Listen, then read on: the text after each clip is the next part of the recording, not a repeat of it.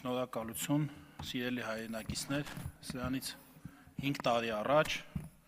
խորհրդարանական ընտրություններից ամիսներ առաջ, ես այս ամբիոնից ասում էի, որ աշխարհը խառն է, տեկտոնական, աշխարհաքաղաքական, պլիտաները շարժվում են և որպես կանոն փոքր պետությունները նման իրավիճակներում վտանգված են, պետք է զգույշ լինենք, շրջահայաց լինենք, խոհեմ լինենք, 4 կողմը նայենք, 7 չափենք, 1 կտրենք և այլն, և այսօր ես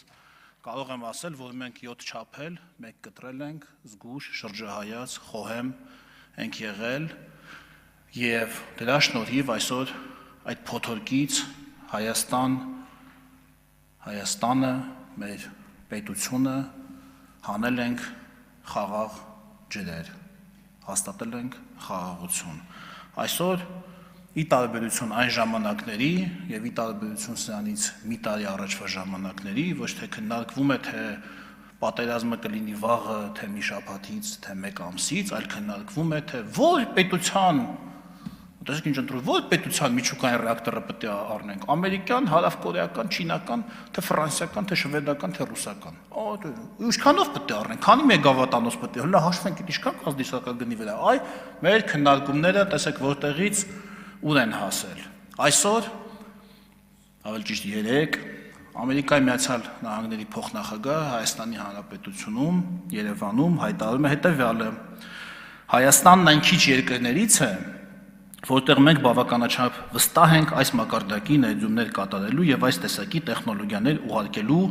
համար, և դա տեղի ունենում վարչապետի առաջնորդության շնորհիվ։ Ու այս հայտարարությունից հետո մարդիկ հարցնում են ոնց, հələ պետք է վճարենք այդ տեխնոլոգիաների համար։ Սա աբսուրդ մեկնաբանություն է։ Ամերիկայի միած աշխարհի առաջին իր հզորությամբ, իր ներուժով, տեխնոլոգիական գերտերության և ընդհանրապես գերտերության փոխնախագահը, այն որ ընդդիմախոսները սրանից մի տարի առաջ ասում են, չէ, ինքը կապ չունի Ամերիկայի արտաքին քաղաքականության հետ, կապ չունի, այդ ուղղակի նկար է, այդպես նկարվել է վարչապետը, որ PR անի, իրար հետ չտալով նամակ են գրում, նամակը որ գրում են, անգլերենները բացվել է մի, գրում են էջերով ավետարաններից, բաներից, մեջբերումներով, որ կապ չունի, ուրեք այդ նամակները գրում այդ մարդուն, вообще կապ չունի այդ մարդը, հա։ Հիմա ասում են ոնց, ատոմակայանի համար պետք է փող տանք մենք, չեք նվիրելու մեզ ատոմակայան, չհասկացանք, թրիփն են սարքում, 74% բաժնեմասունյաններն եմ ունարկրություն, ոնց թե, մեզ նվեր եք անում, հələ 74% էլ մենք բաժնեմաս եք ունենալու, աբսուրդ, ասում եմ մարդը Հայաստանը դառնալու է տարածաշրջանային տնտեսական հանգույց, թե հենակետ, եթե հենակետ, դա չեն լսում մարդիկ, լավ ինչ են ուզում մեր ընդդիմախոսները, ինչ են ուզում, սիրելի հայրենակիցներ,